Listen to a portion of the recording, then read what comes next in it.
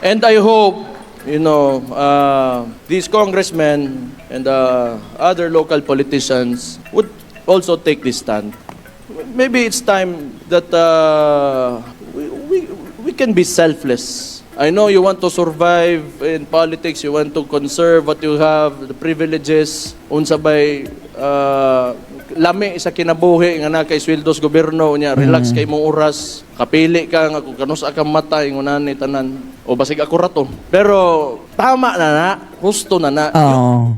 Ang sabi niya mga kababayan, etong mga politiko na nagpakasarap na dati ha, tama na yun. Kung naranasan nyo na yan, tama na, enough. Uli na po sa tao, maluoy mo sa Ibalik nyo naman sa tao. Maawa naman kayo sa tao. Nabusog na kayo dati eh. tao. Maluoy mo sa tao yun. Oh, maawa Init kayo sa tao. Tahon karon mahal kay mga palitunon.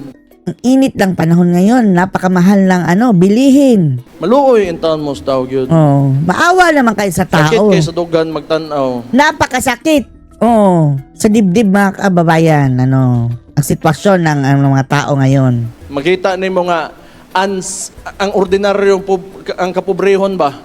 Makita mo na yung poverty. Grabe ang uncertainty. Grabe Sa ilahang ang uncertainty makita nga kaugmaon. sa kanilang What? sa kinabukasan nila. Uncertain, hindi na natin tiyak mga kababayan kung mayroon pa bang mga kinabukasan. Sila kibaw, asa sila padung. Hindi nila alam kung saan sila papunta. Daghan pa kay tag infrastructure backlog. Ang dami pa natin infra, backlog. Tanawa, gihimong flood control, gibutang ra sa malita ang kwarta. Oh, tingnan nyo. Ang flood control, ginawa lang, nilagay lang sa maleta ang pera sa flood control. Nasobraan naman siguro ang istorya. Baka napadami na daw ang kanyang mga kababayan, istorya.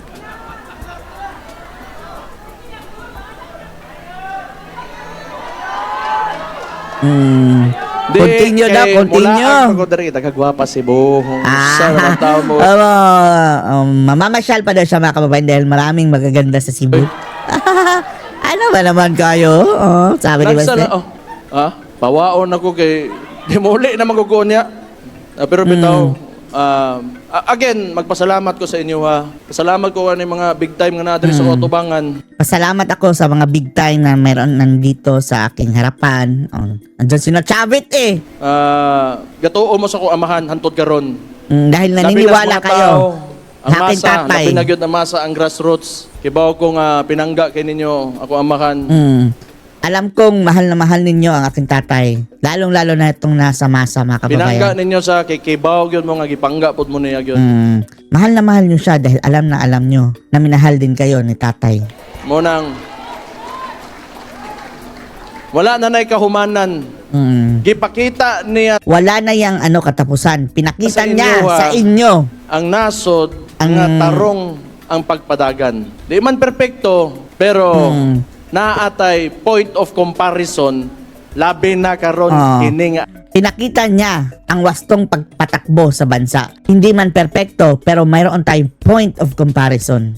administrasyon nga Lalong-lalo na sa administrasyong ito na matindi, malala. grabe ka buak o grabe ka guba gyud sa Na administrasyong basag na basag, broken. buak o grabe ka guba gyud sa atong nasod. At wasak na wasak ang ating bansa.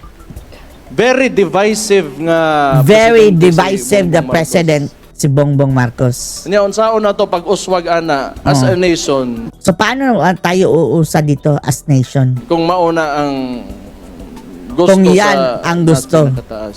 Ng Siguro- nasa taas. And again, karon nibalik ta ni ang Rage Coalition. At Timan again- ninyo akong giingon ha. Balik tayo. Andito ang Rage Coalition. Tandaan nyo, sinabi ko. Pag binutan mo sa isig katao ninyo, Maging mabait kayo sa kapwa ninyo. magkasinabot mong tanan, ikampanya na to si Vice President Kakaintindihan tayong lahat. Ikampanyan natin si Vice President Inday Sara Duterte Inday Sara karong Duterte. 2028. Ngayong 2028. 2016, 2016. natay simpleng tao nga mayor Meron tayong simpleng tao na mayor, 2016. Gikan sa Davao City, Galing sa Davao ang City. nagbutang sa iya ha, nahimong presidente, Ang naglagay sa sa kanya. ang Sino? Ang mga tao.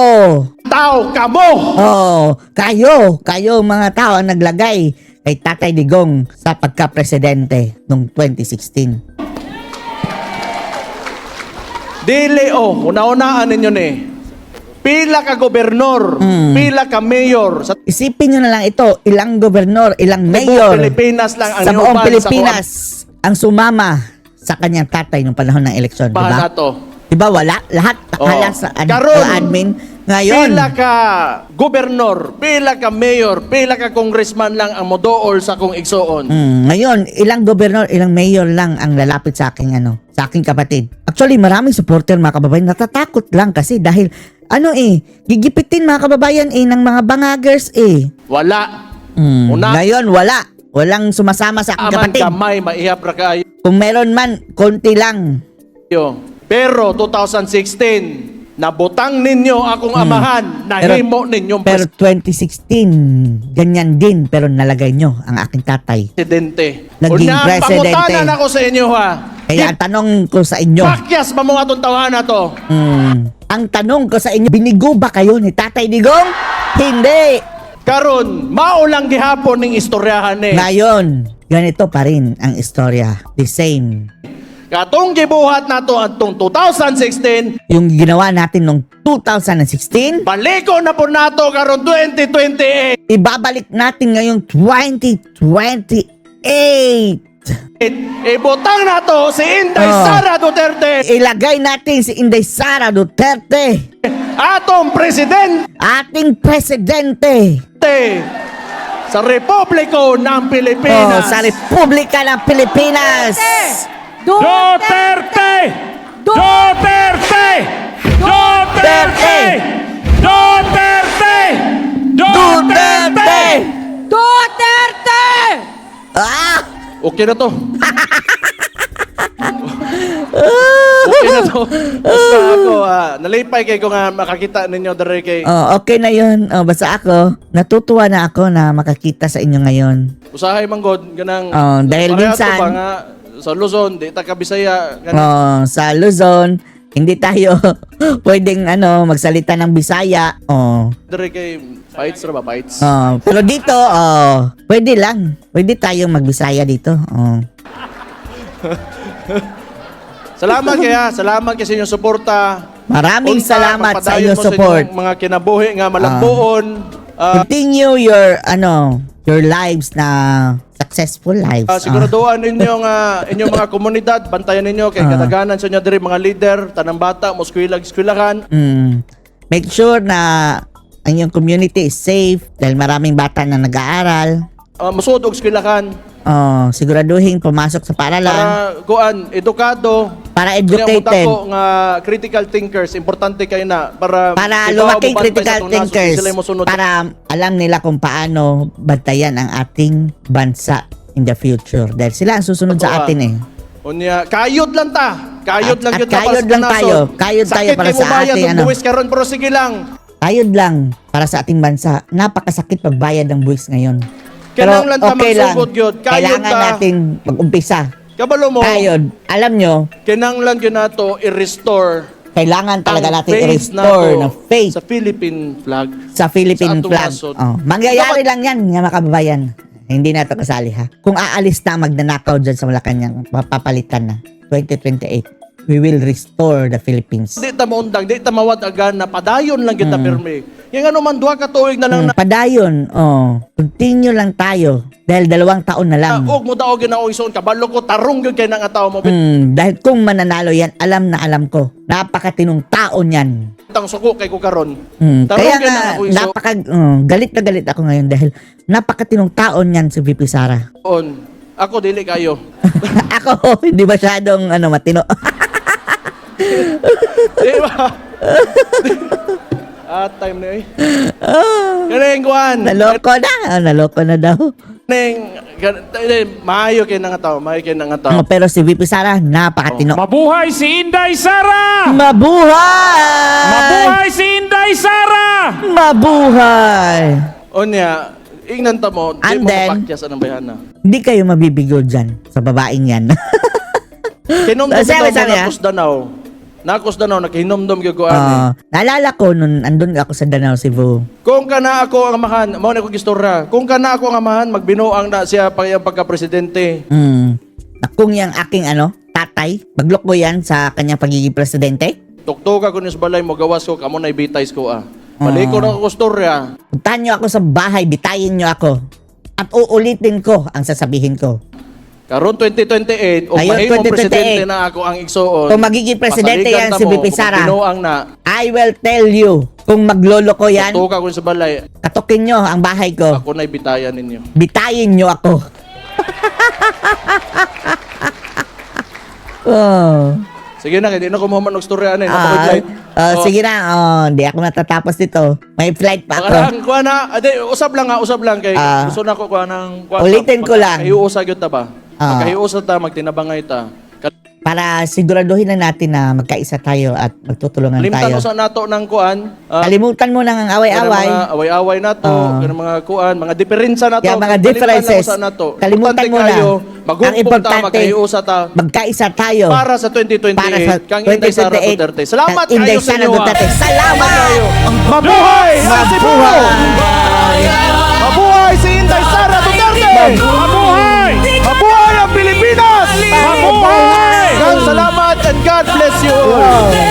What can you say about dun sa sinabi ng Supreme Court about dun sa fourth tweet? Tapos kinontra niya pa.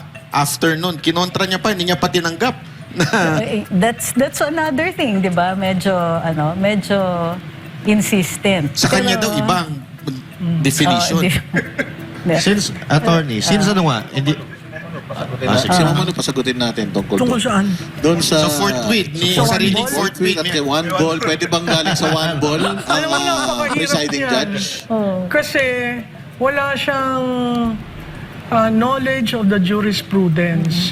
Pwede kasing binabasa mo lang, sinasite mo yung artikulo, pero nung nakita natin si si JPE sa Chief Justice Corona impeachment, hanggang sa kinaibuturan ng Black's Dictionary. Sasabihin niya yung gano'n, sino daw si Black's Dictionary? O yung hindi lawyer, no? Tapos sasabihin, hindi lang siya skra. Pumupunta siya sa US. Yes. Pumupunta siya sa Europe. Napakahirap kasi siya yung magro-rule. Hindi naman siya boboto lang kung may tie. So as presiding officer, kung nagkakainitan na yan, paano ka magro-rule? Paano mo sabihin ni Majority Floor Leader, Mr. Presiding Officer, can we have a minute's recess? O upo ka lang doon, hindi ka magkwakuan. Mahirap yun. Mahirap na role yun. Hindi yun role sa... Kasi artista yun, baka kaya niya yung mahirap. role na yun. Kasi Mahirap hindi yun. mo mai-script yung jurisprudence. Alam mo, di ba may binabasa sila? Scripted na yun eh. Pero para ka mag-role, po-force mo ba? Ako ang magtatanong. Lalo na kung nakita mo yung prosecutors ng House at may plano silang kumuha ng private prosecutors. Di lalong gugulo. Ang balita ko, i-appoint daw si Senator Kiko Pangilinan as parang Impeachment manager. manager. Oo. So, ewan ko kung tinanggap Palitan na lang para mas madali, ma'am, Oy, no? kasi pag impeachment manager ka, ikaw ang everyday magsasalita, short of a spokes, tapos ikaw rin ang mag-explain kay Senate President, sir, ganito, ganyan. Pero Mahirap. maganda siguro si Yusek Claire na lang kunilang spokesperson Yun. Attorney. para nababali yung Para yung isaan. mga paliwanag. Sa tingin ko, pag yun ang spokesperson, pagbang pala ng gabel, guilty na si BP. So ito, attorney, medyo delikado pala to kasi hindi lawyer yung ating Senate President. So now, kung halimbawa, nag-convene na, dire-diretso yung impeachment, pwede bang questionin ng Korte Suprema yung proseso or even the result na netong impeachment? So, ang Supreme Court has jurisdiction over matters of grave abuse of discretion.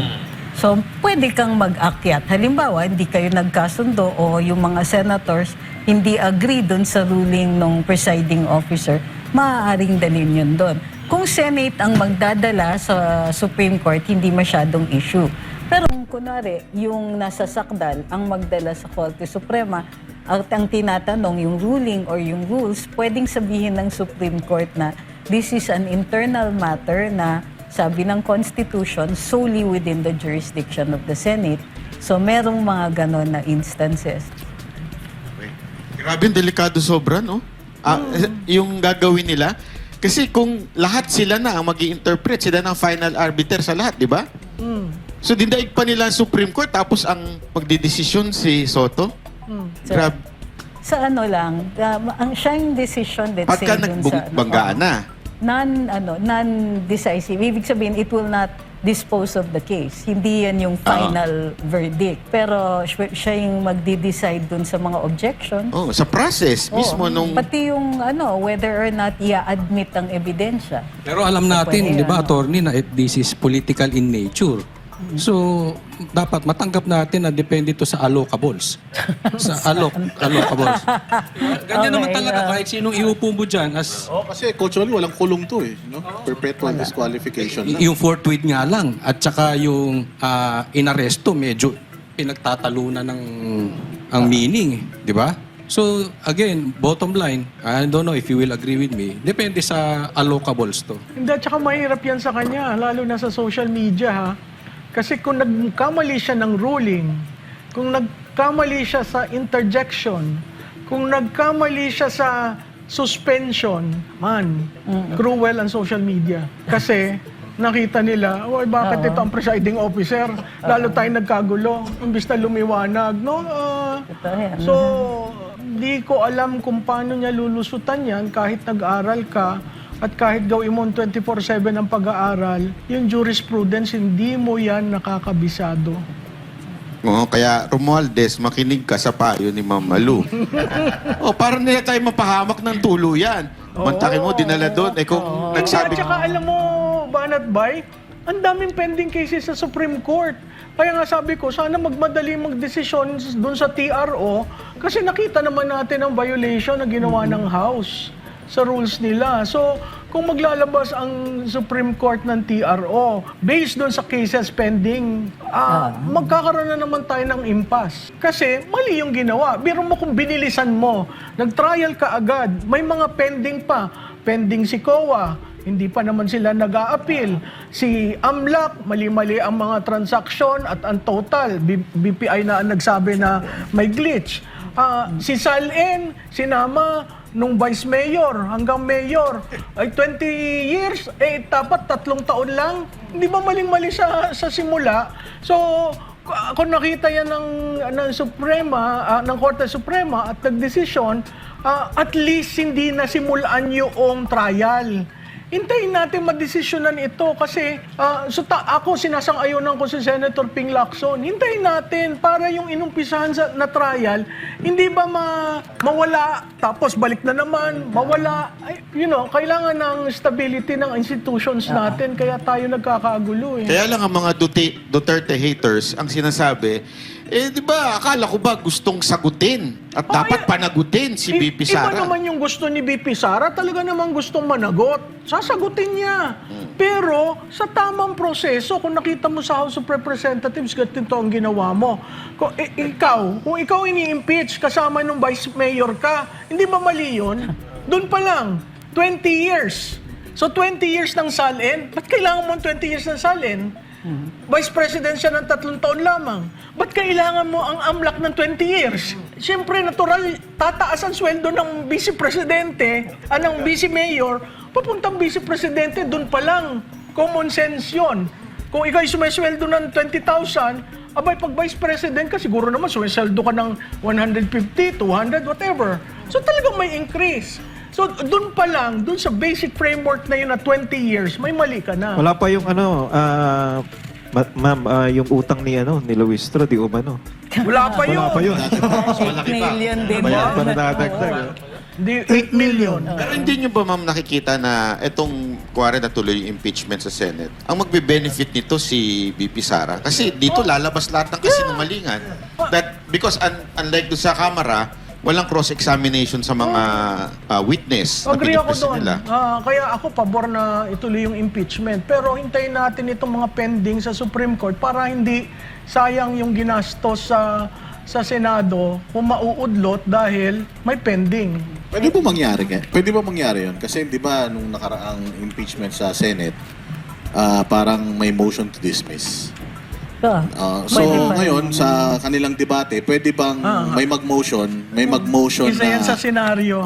pwede bang may mag-motion na, Na walang hearing. antayin natin yung Yeah. decision muna Yeah. ng Pwede Supreme yan. Court? Pwede rin. Pwede nga sa pagbobotohan nila. Kaya lang forthwith nga eh. Kung siya, isa lang siya, siyempre, Definition niya forthwith eh. divide the house. Kinabukasan. Diba? Tapos Diyan magbobotohan. Diyan magmamatter yung decision ng Supreme Court. Kasi sabi ng Supreme Court, hindi ibig sabihin ng forthwith bukas. It means that the Senate gets to decide what is reasonable. Mas magaling po si Soto sa Kung Supreme sinabi ni Court. Soto, buong forthwith, Senado. sa pang-apat na araw, hindi sa bukas, pang-apat na araw. At saka sinabi ng Supreme Court, sumagot ka doon sa ano ha? Meron, di ba pinasasagot si SP? Yung question Ay, sa niya. contempt niya, Oo. Pinasasagot siya within 10 non-extendable days. Doon sa sinabi niya na contemptuous na utterances niya about the Supreme Court. Let's talk about that. Paano kung na-contempt siya? Ano mangyayari? ang contempt, Kasi di ba parang ano yun? kung contemptuous yung behavior mo, para kang, criminal yun eh. So, pwede kang i-detain, pwede kang i-fine. Kung continuing yung contempt mo, pwede kang i-detain habang contemptuous ka. Pero mo, imaginein mo may ganyang ruling, tapos ikaw ang Senate Tapos ikaw yung President, ikaw sa impeachment. so, waiting. Di ba katawa-tawa? Sa pa Hindi ka yun. naniniwala sa Supreme Court. Komedyante nga eh. Yun ang purpose nun. Kailan po nagsimula yung 10 days na binigay? From receipt. Pag natanggap niya, 10 days. Running na siya ngayon eh. 10 working days. Yeah. Hindi, Baka 10 siya- days. Baka yung forthwith sa kanya, kinabukasan, makulong na siya.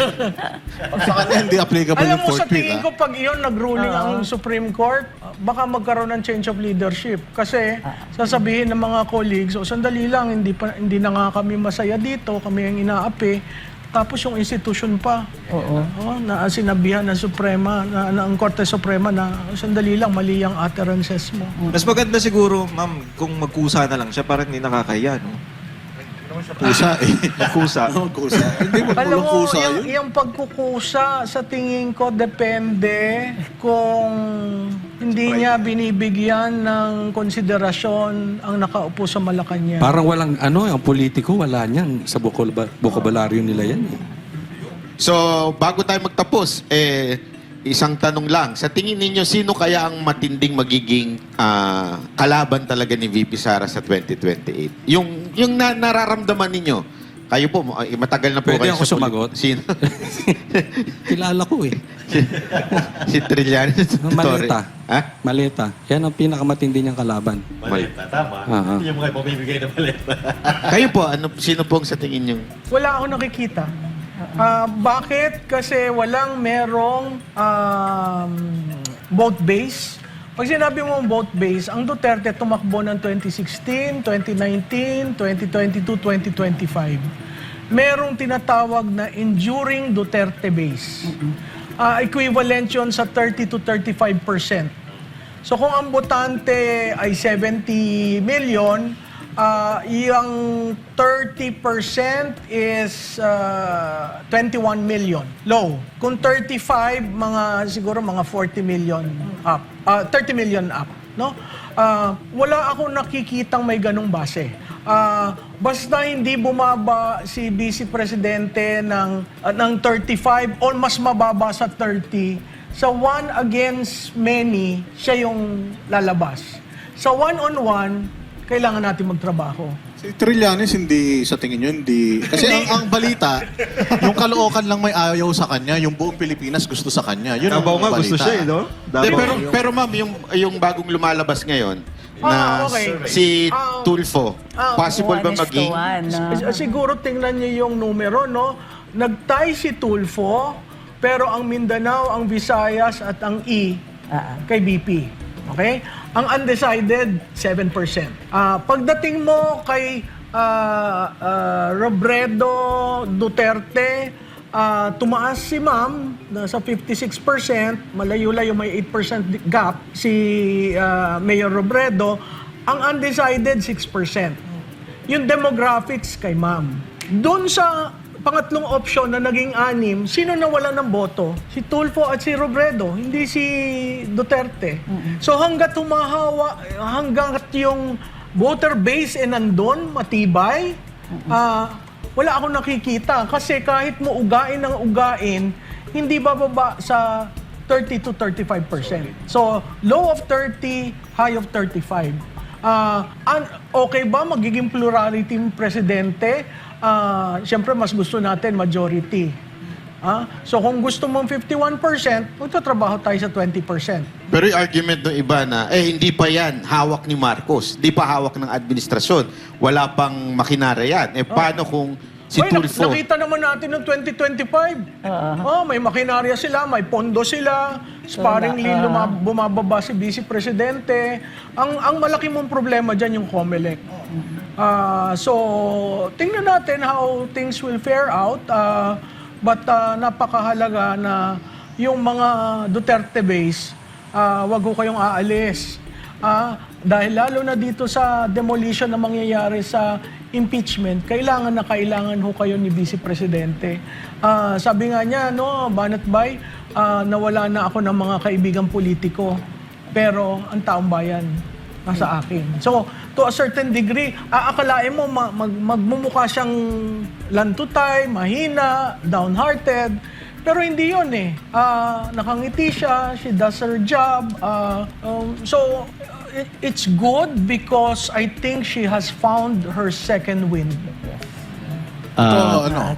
Tanong ko lang, tungkol kay VP Sara.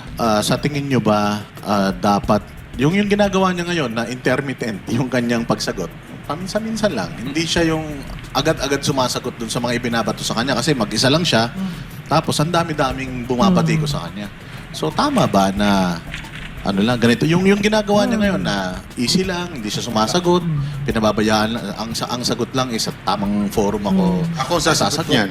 Dapat magpa-interview na siya uli sa atin. Biro lang. Tama. Sa tingin po ninyo, Ako naniniwala okay ba yung style niya ngayon or dapat sumagot na siya kasi or ang maging nakikita matapang? mong visual, tao, maraming nagre-reach out, maraming kumakamay, nandun ang kabataan. Hindi ba yan ang napakahalaga kaysa sa salita? Lalo na yung salita na babatikos ka sa isang politiko na pagkalalim-lalim ng war chest at wala kang laban.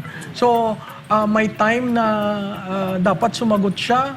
Katulad ng interview dito, kaya nagulat ako, huy, bakit sa kanila nagsalita si BP, no? At saka pangalawa, yung kung salita nga kasi ng salita, nawawala yung hold mo sa audience kasi sanay na sila na batikos ng batikos, no? So siya, magsasalita siya at the proper time when all ears are listening to her. Like what she did when she showed up here and like what she did when she announced that she was running. All of us were, ano nangyari? Diba? But that was something that is not in the playbook because in the playbook you don't announce 2 years ahead. But I think she did well because she was able to redefine the arena of the impeachment from respondent to frontrunner. And the surveys that came out, kung sino man yung nag-i-interpret na yan at sino nag-commission, that proved her correct. Bakit She nga is pala frontrunner. nagpa-komisyon to si Subiri? Anong purpose niya ron? Tungkol daw sa, para daw makita ng colleagues niya kung paano sila boboto sa impeachment. Maling-mali yun, Senator Subiri. Kasi isang snapshot lang yon, February 22 to March. Para mo masabing may trend, kailangan mo na 3 survey runs. Posible po ba ito, Prof, bilang analyst, no? Kasi noong end of February hanggang March, di ba? And then April, may lumabas na survey na napakalayo ng labang ni BP kay Tulfo. So, pwede ba yun na bigla na lang in a week, biglang magbabago ang pwede ano ng yun kasi tao? alam mo, ang survey is a snapshot of a point in time. So, kung ikaw ay nag-survey ng February to early March, tapos linabas mo ng May, ay panis na yung survey na yon. So pag merong isang survey na bago-bago, talaga magkakaroon ng clash. apart from yung differences siguro ng methodology ng mga survey firms, yun. At saka yung framing ng tanong. Oh, malaking Plus bagay yun. context. So, can we trust this survey na You can ginagawa? trust the numbers but do not trust the interpretation. Yun. And always look at The questions. the period when it was surveyed, the The framing of the context, questions, and then who are the survey firms doing it. O yun, so Hingan natin sila ng, ng kanilang final message para sa ating mga tagapanood. kung aabot pa ba si Marcos sa 2028. Sige po, final message. Ako para sa akin, everything is moving. Ang daming moving parts, ang daming nangyayari. So, ang daming actors din na nakikita natin. Lahat yan nag-aagaw ng atensyon natin. Lahat yan may agenda. So, kailangan mapanuri tayo. But at the same time, for example, alam naman natin, for now, for most of us who are here, decided na tayo sino yung kandidato natin. The only thing left remaining is to hold on. So, tandaan din na minsan ang hirap mag-distinguish between an actual case and a media operation and a comms operation. So, dito sa Pilipinas, in many instances, iisa lang yun. Yung naging kaso is actually intended to portray something or agawin yung attention mo to focus on something that they want you to see rather or to make sure that there are things that you don't see. So, ito yung trabaho ng mga katulad ninyo at nagpapasalamat ako because nagkakaroon ng parang roadmap, nagkakaroon ng liwanag or at least nakikita natin yung mga dangers, yung pitfalls at saka kung saan inaagaw yung attention natin. That being said, kumbaga, congratulations to VP Inday. Kasi all she has to do now is to survive to 2028. Everything else is noise. Dun sa ang impeachment, of course, marami ring moving parts. But again, even if she doesn't, may bangko tayo malalim. Yung kabila, wala pang kandidato. So, kumbaga, if there is, maraming bad news, ang intention niyan is for you to lose hope. Ang intention niyan is for you to think that you have lost when actually, if you look hard at the situation, super ahead si VP Inday. All we have to do is get to 2028. So that's the good news. The bad news is, of course, yung journey to 2028, hindi madali, but we also have to survive until then. So, sa akin, maraming salamat sa paanyaya ng Banateros. Ako'y natuwa nitong huling mga ilang minuto o isang oras. Dito ho sa show na ito, makikita nyo yung sinseridad sa mga tanong. Maanghang man o malupit, sila po yun. Kaya napakahalaga po nitong show na ito. At patuloy nyo pong tangkilikin sila dahil hindi naman ho sila talaga mga journalist pero marunong magtanong. Maraming salamat rin sa SMNI na patuloy nyong itinataguyod ang makatotohanang naratibo para sa bayan. Doon sa mga nanonood, katulad ng sinabi ni Attorney Trixie, hawak lang po tayo. Mahirap, pero sama-sama tayo. Masakit dahil minsan nasasaktan natin ang kapwa Pilipino natin. Pero isa lang po ang mahalaga, mahalin natin ang Pilipinas. Maraming salamat po. Yun, pwede ka na mag-presiding judge sa Senate. Tumalino tayo ngayong episode na to. Malupit, ha? Hindi. Attorney. Pero itong sigurado tayo, hindi tayo journalist daw, pero marunong tayo magtanong. At hindi nag-e-extort. Ang director po namin, director namin si Sir Jack. So yung mga sinasabi namin dito, sa kanya galing. Nakakawalan na. Kaya may kaso ako eh. Napakagaling mo pala, Jack, no? Tahimik lang ako. Anyway, maraming salamat sa inyo, mga kababayan.